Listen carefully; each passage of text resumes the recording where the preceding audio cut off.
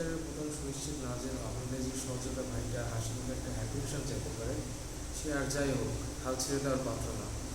অনেকেই জানতে চেয়েছেন যে আমার এখন অবস্থা কী, আমার ট্রিটমেন্টের অবস্থা কী। সত্যি বলতে কি যে ব্যক্তিগতভাবে আমি অনেক ভালো আছি ভাই, বিশ্বাস করেন। সবাই আমার জন্য যে আপ্রাণ চেষ্টা করছেন, প্রশাসন চেষ্টা করছে, সামরিক ভাইরা চেষ্টা করতেছেন, আমার জীবনে অপ্রাপ্তির কী থাকতে পারে। তবে হ্যাঁ, এটা সত্যি, যখন আর কি আমি আমার পরিবারের দিকে তাকাই তখন দেখতে পাই তাদের একমাত্র সন্তান আজীবনের জন্য একটা চোখে দৃষ্টির হারাইতে যাচ্ছে, তখন পরিবারের দৃষ্টির দিক দিয়ে তাকাতে গেলে খারাপ লাগে, একটু আবেগপ্রবণী হয়ে যায়। যাই হোক, একটু আগে আব্বুর সাথে কথা হয়েছে।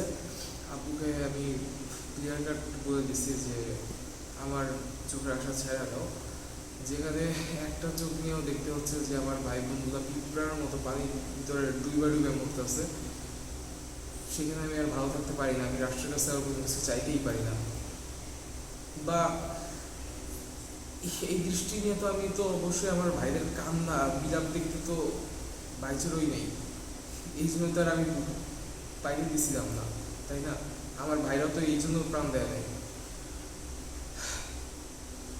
তাদের জানা গেছে যে পরিবারের দিক থেকে যদি তারা কোনো কিছু পারে, তারা যেন সেই ব্যবস্থাটা করার চেষ্টা করে, শেষ চেষ্টা অন্তত তাদের মনকে সান্ত্বনা দেওয়ার জন্য। কিন্তু ভাই বিশ্বাস করেন, আমি অনেক ভালো আছি। For a happy nation, I've lost my vision and I really have no regrets. Allah Hafiz.